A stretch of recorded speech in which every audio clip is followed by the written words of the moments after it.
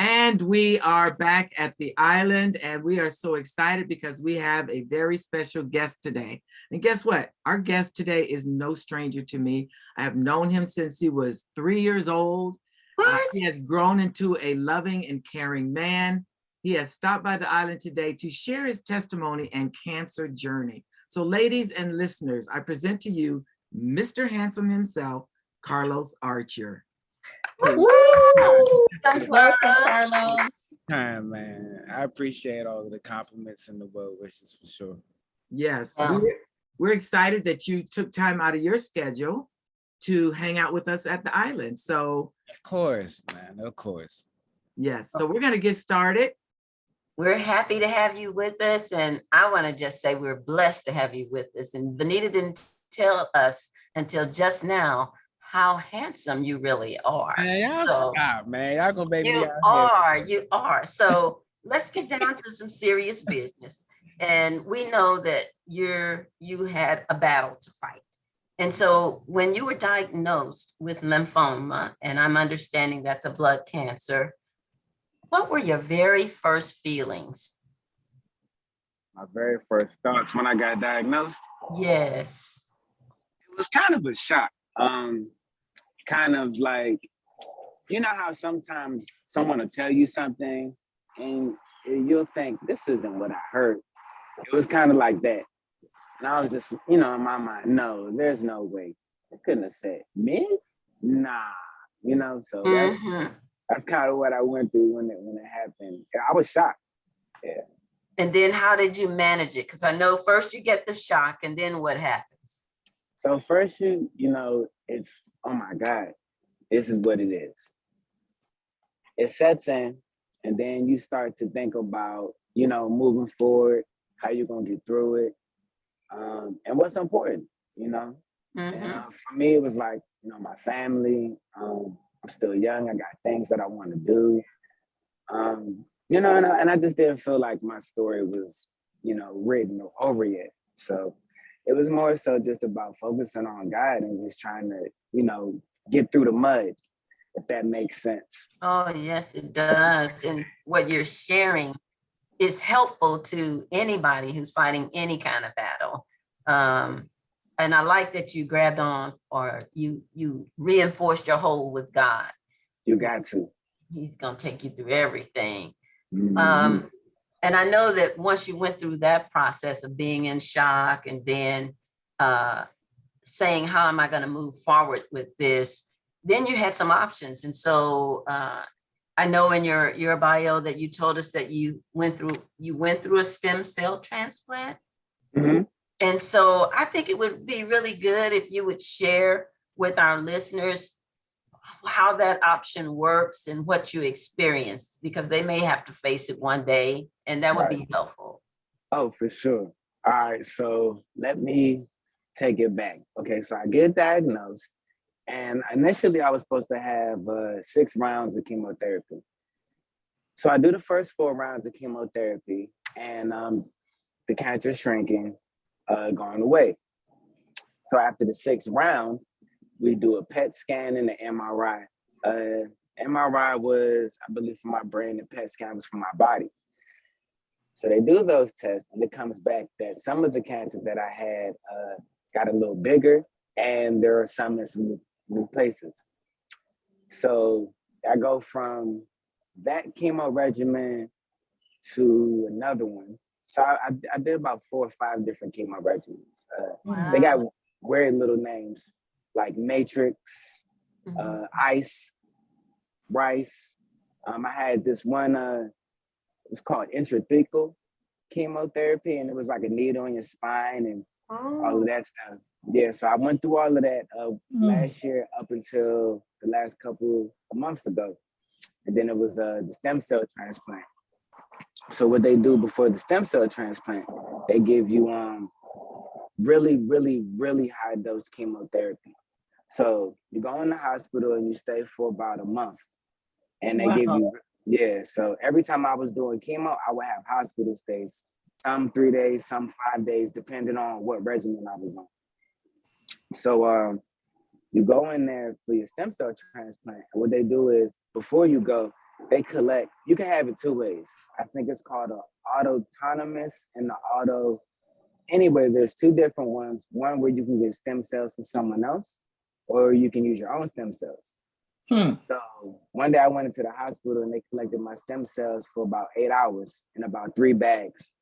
And it's a machine. And basically you just sit there and just watch TV and, you know, get on your computer. And all day blood is being collected from you and it's spinning. And what it does is it separates the stem cells from the other cells and it gives you your blood back while taking out the stem cells. So it's pretty cool. It's amazing. Man, science and technology is crazy. So they collected my stem cells. I had about 6 million stem cells. So I go into the hospital and gave me some high dose chemotherapy, which basically like made all my hair fall out and all of these things like how chemo does. And they give you a stem cell transplant because they said that the chemo was so potent that your body might not be able to recover. As far as like gaining muscle back, growing, you know, my beard back and my hair. So they gave me the high dose chemotherapy, then they gave me my stem cells back, and they monitored me for a few weeks to make sure my levels and things were getting back to where they needed to go. So when I first got home from the hospital, like I was bald, I didn't have any facial hair. I was about 10 pounds smaller. Yeah, my fingernails weren't growing. Listen, he has a full head of hair, right? And a beautiful beard and mustache. And God so go on, Carlos. I just wanted them to know that God does bring you back around with. Yeah, he definitely does. Yes. It's been a long journey, but and this is coming from someone who had locks down their back. So I had to cut my hair after like my 4th round of chemo. So I still have them upstairs. I'll probably donate them or give them to some type of charity that specializes in that. But yeah. So, you know, it was definitely a long, interesting process. I had never heard of a stem cell transplant or, you know, I've heard of stem cells and this and that and bone marrow, but until you're actually there, it's a whole nother ball game of learning and understanding because I didn't know all of our cells, they come from within our bone. So our bone marrow makes the stem cells and the stem cells makes the cells for us to create things like teeth and eyelashes and eyebrows and all of that stuff. So they all come from the same spot. That's awesome. So you had the healing power to heal yourself within yourself. Right. Yes. He praise gave it God. To us though, right? Yes, praise God for the technology and the science to even do that. And thank God for the way he designed us, that we have the healing power within ourselves to heal ourselves, but just need to be distributed appropriately. So I understand, Carlos, that you were diagnosed with your cancer during the pandemic. What type of obstacles did you face with this diagnosis during a pandemic? So I'm gonna be 100% honest with you. It's already one thing that you're trying to protect yourself and be safe because of the pandemic. But when you're going through chemotherapy and you're neutropenic or immunocompromised, you gotta be even more careful. So it's kind of frustrating because you want to do normal things, but you know, you just can't. So for example, I wear, you know, my mask everywhere I go, and just try to protect myself and others. But ultimately, with my immune system being so compromised, when I go to the grocery store, I try to go like 10 o'clock at night, 11 o'clock at night, not, you know, during peak hours. Right. You know, like I love Fridays and, you know, wings and stuff, but like I can't go like sit at the bar. So normally if I do get food from an outside source, I bring it back home and eat. All things like that. If I go to the movie, I'll wait a couple weeks till the movie is kind of been in the theater for some time, and then I'll go see it on like a Tuesday at 11 a.m. where I know nobody's there. Slow stuff like that. So I kind of got to adapt just to be a little safer, wash my hands often, things like that. Did you feel like your treatment was hindered because they were using the hospital mostly for COVID patients? Did any of your treatments get pushed back or delayed because of that? So one thing I'll say is I don't feel like they got delayed, but I guess they actually did because if if you when I first started getting chemotherapy, if you got diagnosed with COVID and things of that nature, you would have to quarantine first. So right before I got my stem cell transplant, I actually got diagnosed with COVID, which Wow. lasted for I had like a sore throat, maybe like 2 days, but my test kept being positive. And my doctors explained to me, since your immune system's compromised, you don't shed the virus the same way that other people do. Mm. So they mentioned that even though it's not active anymore and it's dead, your body is still shedding it. So if you go test yourself, it's still going to show that you're positive. So Okay. I was positive for like 3 months. And I just kept Wow. testing positive, but I didn't have any symptoms. It was weird. Mhm. Wow. Yeah. So, Carlos, when you've had some tough times with your illness, what or whom has helped you Hey. through it? Sorry. My dog. Puppy, your dog. That's okay, listeners. He's on site and his dog is barking, so we're gonna let that dog do his thing. Yeah. What's the name of your dog, Carlos? My dog's name is King. All He's right, King. All right. He has a beautiful dog named King. mixed with a chocolate lamb. All right. Yes. So Awesome. I apologize for that. Yes. So Can what you I repeat was your question, Vanita? yes, I've said I know you've had some hard times with your illness. So what or whom has helped you through? Okay. So first off, God is the ultimate. So without him, nothing's possible. So that's number one. Okay. I had a very good unit of family and friends that did their best to make sure I was supported and just if I needed stuff. And also my job. My job is also speaking of my job, I just got off work. See the shirt. Um, they were very supportive as well. So I'll just say I had a very good just inner circle. And being on YouTube, that helped a lot. I watched a lot of Sadhguru. Sadhguru is a yogi.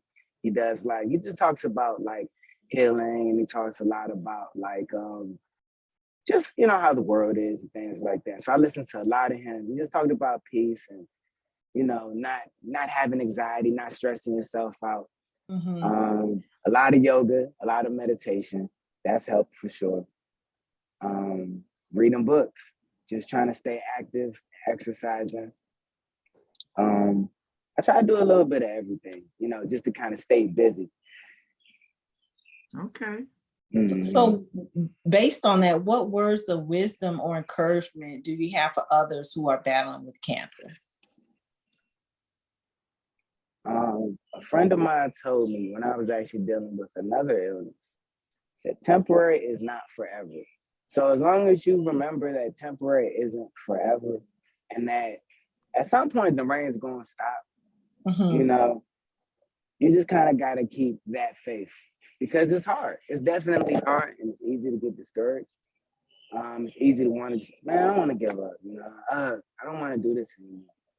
But ultimately too, whether or not you're somebody's child or somebody's parent, somebody's brother, somebody's sister, Mhm. we all here for a reason, and God made us a lot stronger than what we actually realize. You just don't know it until you're forced to be that strong. Yeah. So, I once heard a preacher say every trial has an expiration date. Mm, mm. Man, Trouble that's, don't last always. Always. Yes. Yes. that's beautiful right there. Yes. And with that, we are going to take a quick break, but we'll be back with Mr. Handsome.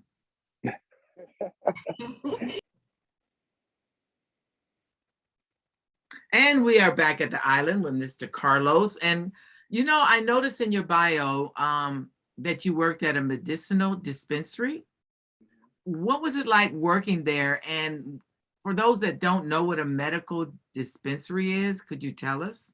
Yeah, absolutely. All right, so about 5 years ago, I was living in Michigan, and I was living out there. I was getting light therapy. I had really bad like dermatitis, eczema. So I had eczema all over my body. Welcome to my club. Man, so going out there, I ended up learning just a little bit more about cannabis. And there was a dispensary around my house. Got my car and I started going. They had like creams and cocoa butters full of like THC and little edibles and things. So I would slather myself up and I would take, like the edibles to help me sleep and things of that nature. So long story short, I ended up saying like, why don't you guys hire me? And they were like, are you serious? I said, yeah. And they were like, you're serious? And I was like, yeah.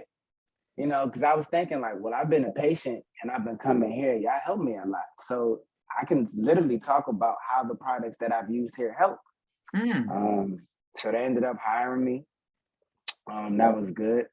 And I ended up coming back to the DC area and I applied for another dispensary. And after them finding out about, like my history and just me knowing a little bit about things, they ended up hiring me here. Cannabis has helped me like in more ways than one. And I always tell people like, I work with new patients a lot. So this is your first time at my shop and you're the 85-year-old grandma who hasn't used cannabis since 1965. I got you. If you somebody who's young and you just trying to go have fun this weekend, I got you. But I always tell people like, it's not always about getting high and things of that nature.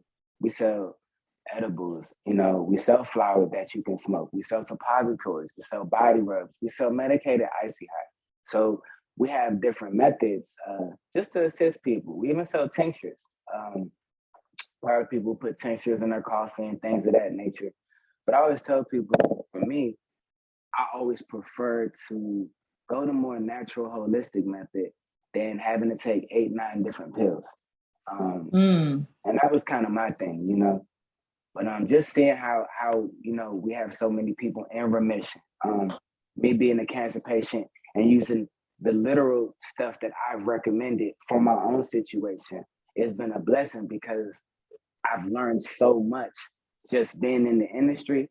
But on top of that, I've learned so much being a patient, literally playing guinea pig on myself with everything that we sell. So it's just a beautiful thing, whether or not you got depression or anxiety, chronic pain, fibromyalgia, cancer, RA.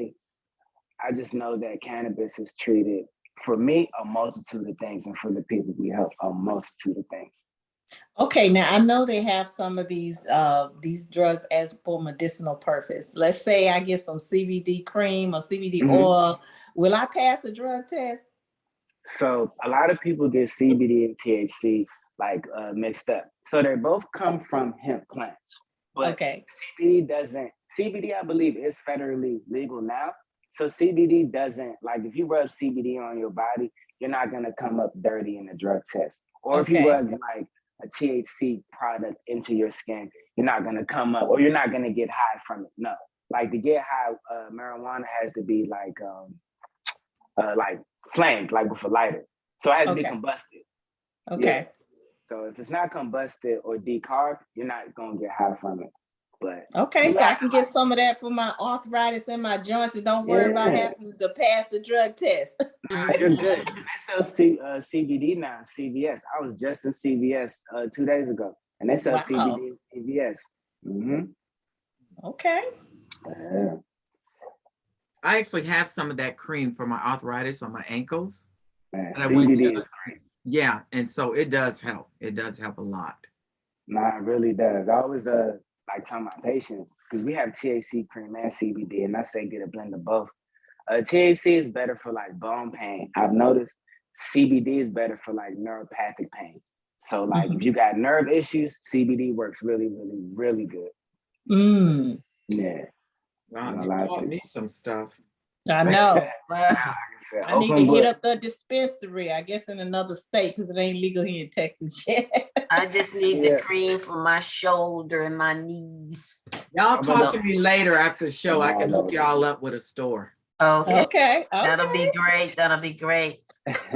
Well, Carlos, I like that you shared how cannabis can help and how you have a holistic approach to everything. And I looked in your bio and you also said that even in the midst of all your serious health issues, that you're committed to putting smiles on other people's faces. And so I want to know what makes you smile these days.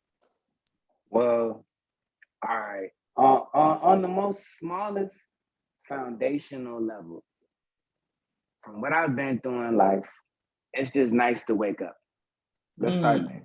It just feels nice to just wake up, be able to go get something to drink, be able to walk on my own down the stairs, being able to drive myself to the store, being able to see still, being able to still lift things, because I've been at different points in my life where I couldn't lift a gallon of milk over my head, or I couldn't walk to the mailbox. So for me, that's it. And then working in the industry that I've worked in, I've also worked at facilities, like TBI facilities, like traumatic brain injury facilities. Okay. So I've dealt with people in that light, and I've also dealt with autistic people. So kind of like, been like a nurse, kind of like home care aide. So I've done that. So just me being a patient myself and me dealing with patients myself, I got that lens where I've been a patient and I've seen patients, up close. Mm-hmm. So just seeing how some of my patients, because of life and dealing with certain things, I might have to put them in the shower, put their clothes on for them, feed them, drive them to a doctor's appointment. I'm thankful that I can put my own self in the shower, or go change my shirt if I feel like it, or go outside and play basketball with my 8-year-old, because everybody can't do that. And everything you've just said made all of us smile. So I can see how you put smiles on other people's faces. So I just wanted to know, because sometimes I would think it's very hard when you're suffering or when you're going through something so heavy in life, but you still are focused on helping others. And so you're a blessing. You're a blessing. It's a blessing to be a blessing to others, to be honest. Yes. Well, do you have a motto or a saying that you live by? A motto or a saying? It could always be worse. That's one of them. That's one of them for sure. It could always be worse, because cancer sucks. I know no one wants to have it, but like in my own position someone could be dealing with cancer and be homeless. I got a roof over my head, Yes. Somebody could be dealing with cancer and don't have no legs and don't have any arms. I got all my extremities. So as much as I'm a little blown and it wasn't fun to go through, it could have always been a lot worse than what it actually was, So I try to keep that in the back of my mind too. Well, so I like the positive spin, and I want to thank you for being honest and upfront with us. Yeah, I try to be. Yes. And it sounds like you don't take anything or any day or any opportunity for granted. Based on what you just said, how have these events in your life helped to mold your outlook and perspective on life? I say this. I think when you go through things, it builds character. And if your character is getting builded along the way, you're probably going to learn a few things. So I definitely felt like I've grown because I've learned a lot. When like life forces you to grow at an accelerated pace, it's completely different than you growing on your own when you feel like it, Yeah. So I think that's been it for me. The fact that life kind of has grabbed me by the shirt and been like, come on, for sure. It sounds like trials, when you have trials, they really show you what you're really made of. And then the good thing is you learn from them. A diamond doesn't happen unless it has pressure. That's what they say, right? Well, Carlos, I know you have a son. He's 8 years old. What's his first name? My son's name is Hayden. Hayden. Okay. 9 in November. 9 in November. Wow. Okay. Awesome. So I'm sure maybe you've asked him or maybe he's told you what he wants to be when he grows up. But I would like to know, what did you want to be when you grew up? It's funny, when I was a kid, at first I thought like magic was really cool. So I wanted to be a magician, but I wasn't really like good at it. I don't really, none of the card tricks came out right. So then I was like, well, maybe, I want to be in the NFL or something. And then I realized like, well, I'm not super duper fast. So it came to the point where I was like, I want to be a secret agent. So when I was a kid, I wanted to be like James Bond. Okay. Okay. Yeah, good old James Bond. Driving those cool cars and having all the women. Connery, Wait a minute. So who was your favorite James Bond? People always ask me, and I'm like, it's a toss-up. Because I grew up on Pierce Brosnan. Okay. The new guy, what's his name? Daniel Craig? Yes. So I grew up on Pierce Brosnan, but I always tell people I used to go to Florida in the summertime with my grandma. And I would stay with her for like a month. And whenever I would go, it would be Sean Connery and Roger Moore on. So that's where it started. Yeah. So I always thought like Sean Connery was like the coolest, but for some reason Roger Moore was that guy. I don't know. Roger Moore was just so cool. But Connery was too, but like, I don't know. It's hard between Connery and Roger Moore. Okay. I like Sean Connery. Just wanted to know which one you Me too. like. That's my vote, Sean Connery. My favorite is Sean too, but I like Daniel Craig too. Daniel Craig, because he's raw and he's like what you expect, like a real man to be if he was James Bond. Like, he really looked the part. Yeah. So if you could see someone else play the James Bond part, who would it be? If I could see someone else play James Bond. Oh, Idris Elba. Me too. That's what I was thinking. He got so much class. He's so smooth.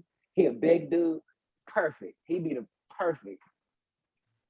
We agree. Yes, totally. As a matter of fact, I heard some rumors that he might be the next James Bond. Man, that would be amazing. It would. That would be amazing. Yeah, because he has swagger, and I really like him. I did too. He does for sure. So, well, Carlos, we don't want to hold you up too long on this afternoon. I don't know if the ladies have any more impromptu questions they would like to ask. They're good at that. Ask away. No, I'm just excited, first of all, on meeting you. And you're a very handsome young man, and it sounds like you got so much going on in your life. I appreciate you guys. I'm so grateful to God that you made it through this trial of cancer, and you have so much more to share with others. And the spirit that you have that's so uplifting after you've been through so much is very encouraging and inspiring to me. I'll just say ditto with what Cheryl said. Yeah, we all your positive outlook and your move forward attitude is just what somebody who might be just starting this journey of cancer need to hear. And so we hope that our listeners will share this episode so that others can hear how positive your positive approach, and that with God and that approach, you do great things, and we can see it in you already. Yes. I appreciate that. I really do. Yes. So we want you to keep on striving, keep hope alive, and look into your little boy's eyes, knowing that you're his role model and he's going to just do what you do. So, and you're doing good. Yes. Hey, I appreciate that, man. Y'all are an amazing bunch of ladies, and I definitely appreciate y'all for having me on. Well, you are welcome at the island anytime, and you are welcome to Texas anytime. So yes. I'm gonna have to come soon. Come visit. You have to come. Part 2. Yes, part 2. You could be a guest co-host. How about that? Oh, absolutely. I would love to. You could come here into the podcast studio. That would be amazing, man. I would really love to. Yes. So if there's nothing else, ladies, we're going to sign off and let Mr. Carlos go. And we hope you have a blessed week and just keep doing what you're doing. And you guys have a great one. Thanks again. Thank you. Thank you.